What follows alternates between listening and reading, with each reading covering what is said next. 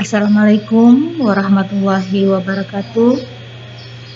Selamat siang, salam sejahtera bagi kita sekalian. Pada hari ini, materi untuk PLS mengenai kurikulum 2013 dan belajar efektif.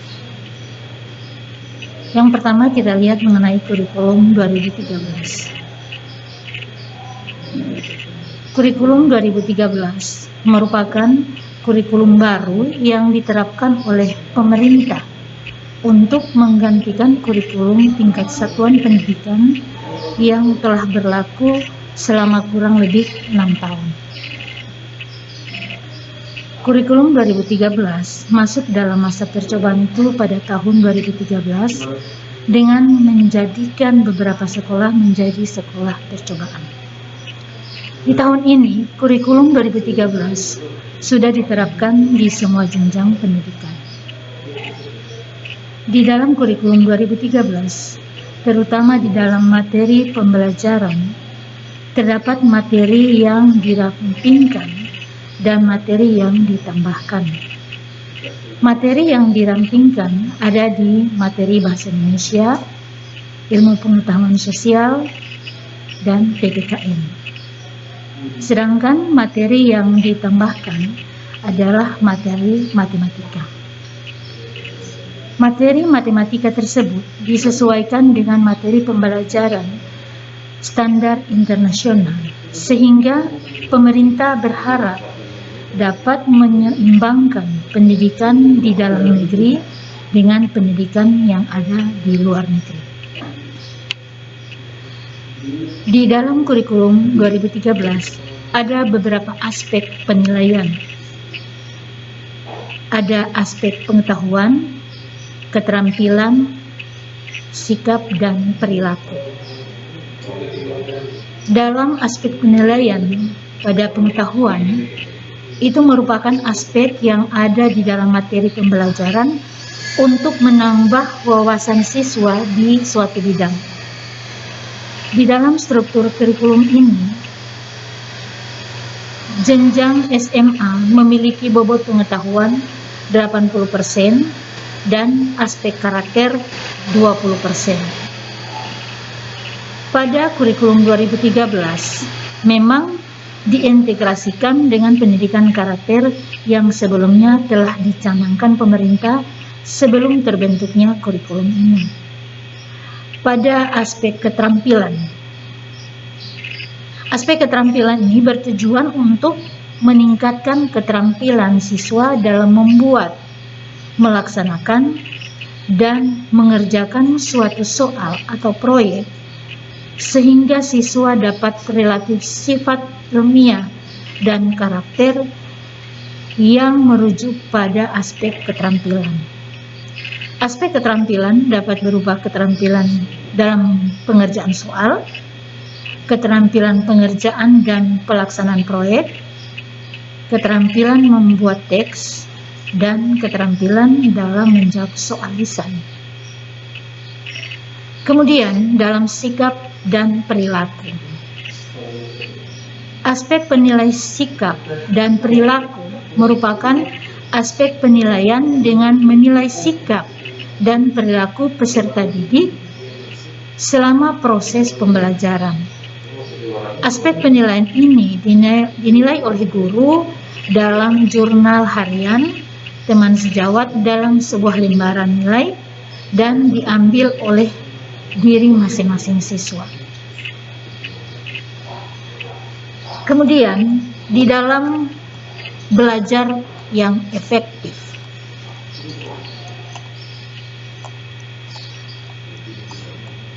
dalam pembelajaran yang efektif itu harus kita perhatikan bagaimana cara belajar yang efektif itu, di mana belajar yang efektif adalah proses belajar mengajar yang berhasil guna, dan proses pembelajaran itu mampu memberikan pemahaman, kecerdasan, ketekunan, kesempatan, dan mutu serta kualitas yang lebih baik, serta dapat memberikan perubahan perilaku dan dapat diaplikasikan atau diterapkan dalam kehidupan sehari-hari, sehingga hasil dari pembelajaran itu akan dapat menghasilkan sumber daya manusia yang unggul.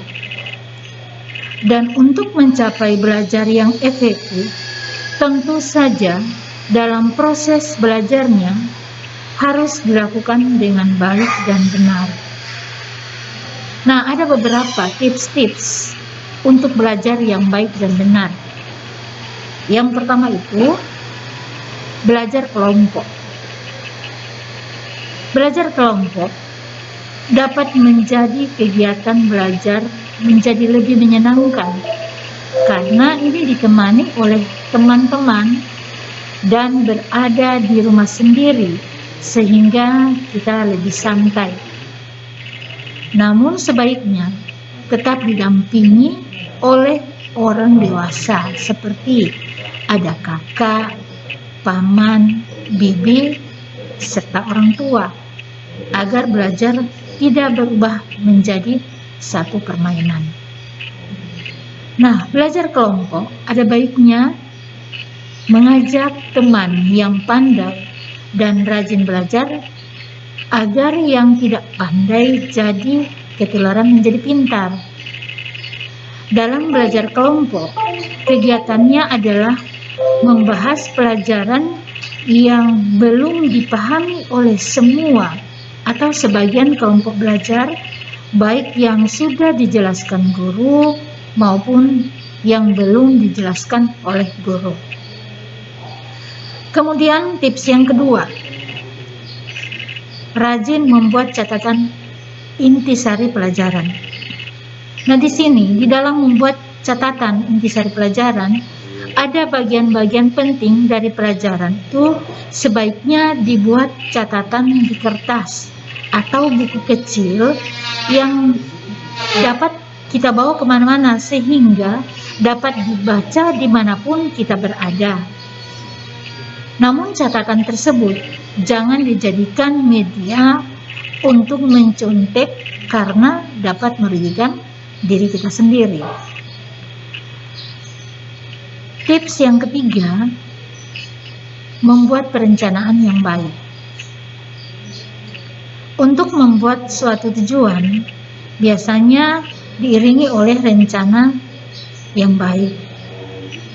Oleh karena itu, ada baiknya kita membuat rencana belajar dan rencana pencapaian nilai untuk mengetahui apakah kegiatan belajar yang kita lakukan itu telah maksimal atau perlu ditingkatkan. Sesuaikan target pencapaian dengan kemampuan yang kita miliki. Buatlah rencana belajar yang diprioritaskan pada mata pelajaran yang lemah. Kemudian, buatlah jadwal belajar yang baik. Tips yang keempat dalam belajar yang efektif yaitu disiplin dalam belajar. Apabila kita telah membuat jadwal belajar, maka harus dijalankan dengan baik. Contohnya, seperti belajar tepat waktu dan serius, tidak sambil main-main dengan konsentrasi penuh. Jika waktu makan, mandi, ibadah, dan sebagainya telah tiba, maka jangan ditunda-tunda lagi. Lanjutkan belajar setelah melakukan kegiatan tersebut jika waktu belajar belum usai. Bermain dengan teman atau game dapat merusak konsentrasi belajar. Sebaiknya, kegiatan bermain juga dijadwalkan dengan waktu yang cukup panjang, namun tidak melelahkan jika dilakukan sebelum waktu belajar. Jika bermain video game, sebaiknya pilih game yang mendidik dan tidak menimbulkan rasa penasaran yang tinggi ataupun rasa kekesalan yang tinggi jika kalah dalam bermain game. Menjadi aktif bertanya dan ditanya. Di sini, jika ada hal-hal yang belum jelas, maka tanyakanlah kepada guru atau teman ataupun orang tua. Jika kita bertanya, biasanya kita akan ingat jawabannya. Jika bertanya, bertanyalah secukupnya dan jangan bersifat menguji orang yang kita tanyai. Tawarkanlah pada teman untuk bertanya kepada kita hal-hal yang belum dia pahami. Semakin banyak dia bertanya, maka kita dapat semakin ingat dengan jawaban, dan apabila kita juga tidak tahu jawabannya yang benar, maka kita dapat membahasnya bersama-sama dengan teman. Belajar dengan serius dan tekun. Di sini, ketika belajar di kelas, dengarkan dan catat apa yang guru jelaskan. Catat yang penting, karena biasa saja hal tersebut tidak ada di buku dan nanti akan keluar pada saat ulangan nanti. Ketika waktu luang baca kembali catatan yang telah dibuat tadi itu dan dihafalkan sambil dimengerti. Nah, jika kita sudah merasa mantap dengan suatu pelajaran, maka ujilah diri sendiri dengan soal-soal yang ada. Setelah soal dikerjakan, periksa jawaban dengan kunci jawaban. Pelajari kembali soal-soal yang salah dijawab tadi. Hindari belajar yang berlebihan. Jika waktu ujian atau ulangan sudah dekat, biasanya kita akan panik jika kita belum siap untuk melaksanakan ulangan. Jalan pintas yang sering dilakukan oleh pelajar yang belum siap adalah dengan belajar hingga larut malam, atau bisa saja adik-adik bisa membuat contekan-contekan. Nah, sebaiknya ketika akan ujian tetap tidur tepat waktu, karena jika bergadang semalaman akan membawa dampak yang buruk bagi kesehatan kita, terutama bagi siswa. Jujur dalam mengerjakan ulangan atau ujian nanti. Nah, hindari mencontek ketika sedang mengerjakan soal ulangan atau mengerjakan ujian. Mencontek dapat membuat sifat kita curang dan pembohong. Kebohongan bagaimanapun juga tidak dapat ditutup-tutupi terus-menerus dan cenderung untuk melakukan kebohongan selanjutnya untuk menutupi kebohongan selanjutnya. Anggaplah dengan menyontek pasti akan ketahuan oleh guru dan memiliki masa depan sebagai penjahat apabila kita melakukan kecurangan. Jadilah seorang pemimpin. Latihlah rasa tanggung jawabmu. Apabila guru meminta bantuanmu untuk mengerjakan sesuatu, misalnya membersihkan kelas, jangan ragu untuk menerimanya. Ajaklah beberapa teman sekelas dan pimpin mereka untuk membersihkan kelas bersama-sama. Mendengarkan penjelasan guru dengan baik, di mana jawablah setiap pertanyaan yang diajukan oleh guru apabila kamu mengetahui jawabannya. Jangan menunggu guru untuk memanggil kamu untuk menjawab pertanyaan. Jangan malu untuk bertanya.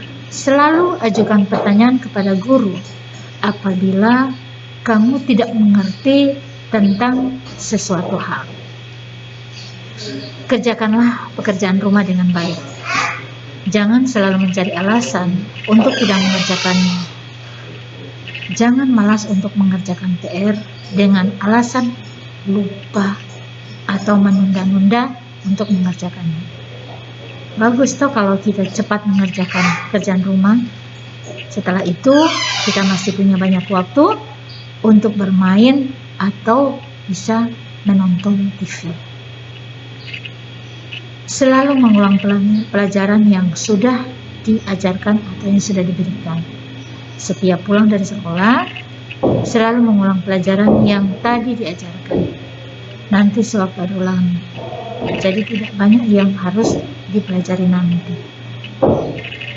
Cukup istirahat, makan, dan bermain, di mana semuanya dilakukan secara berimbang. Setelah pulang sekolah, kita sering ingin cepat-cepat bermain dan melupakan segala hal yang penting lainnya. Contohnya, makan dan istirahat. Padahal, setelah seharian di sekolah, tak terasa tubuh kita itu membutuhkan masukan energi tambahan yang bisa didapatkan dari istirahat dan makan yang kita makan. Oleh karena itu, kita harus dapat membagi waktu untuk makan, istirahat, dan bermain. Kalau semuanya dilakukan dengan baik, tubuh kita jadi segar setiap hari. Dan di kelas juga kita tidak mengantuk. Banyak berlatih pelajaran yang kurang disukai.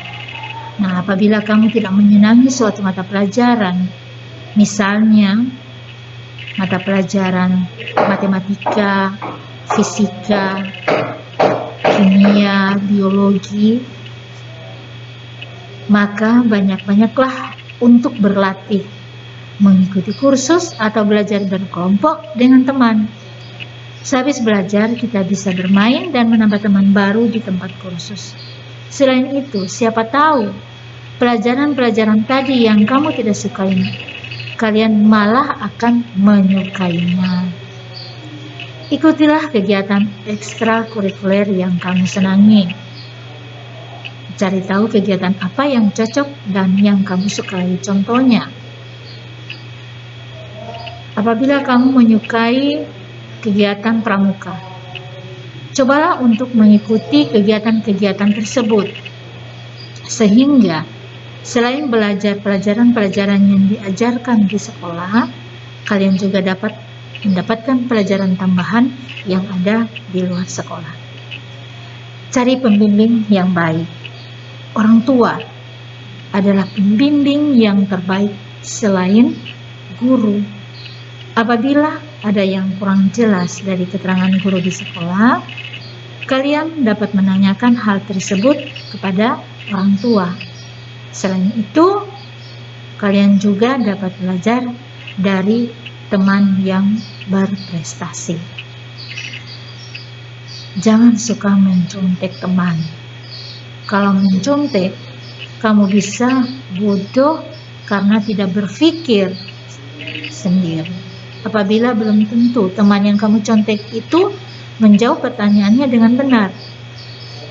Belum lagi kalau ketahuan oleh guru atau teman lain, kamu bisa malu.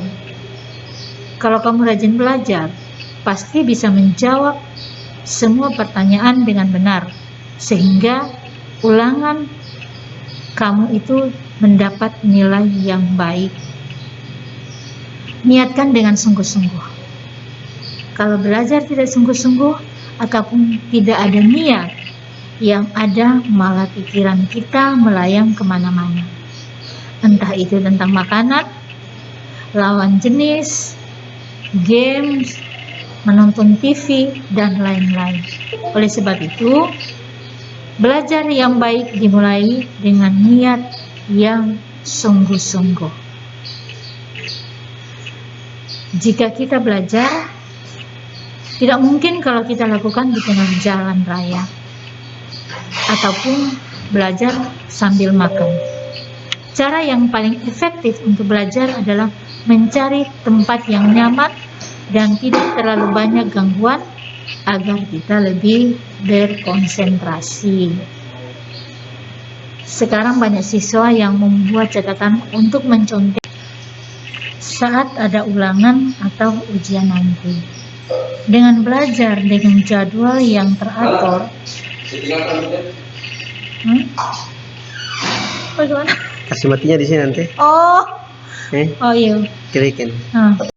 Saat ada ulangan atau ujian. Dengan belajar dengan jadwal yang teratur, seorang murid akan selalu siap jika ada ulangan yang tiba-tiba dan tidak perlu mencontek. Pada proses belajar bisa berjalan dengan sempurna melalui metode imitasi atau meniru, di mana metode ini direalisasikan ketika seorang bisa meniru orang lain atau gurunya. Metode ini sering digunakan oleh anak kecil untuk melafal kata bahasa dari orang tuanya. Begitu juga jika ia meniru berbagai perilaku, etika, atau tradisi. Trial and error. Manusia juga belajar dari eksperimen pribadi. Dia akan berusaha secara mandiri untuk memecahkan masalah yang dihadapi. Terkadang beberapa kali dia melakukan kesalahan dalam memecahkan masalah.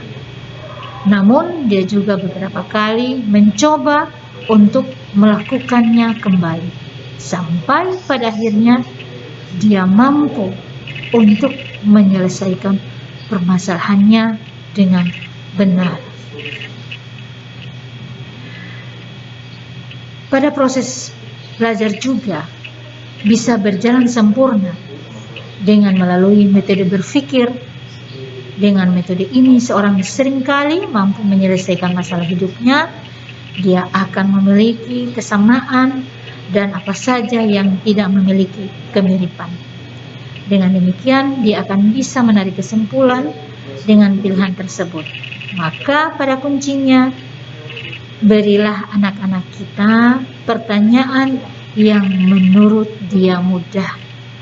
Jangan memberikan pertanyaan yang sulit. Dengan demikian, anak tersebut akan selalu belajar dan berpikir. Mulailah dari yang kecil.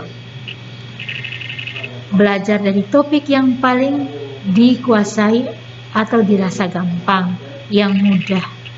Setelah itu, barulah dilanjutkan dengan topik yang sulit atau menantang. Hal ini dimaksudkan agar kita tidak langsung down atau putus asa jika mengerjakan soal-soal sulit terlebih dahulu. Sering-seringlah praktis, latihan, dan latihan.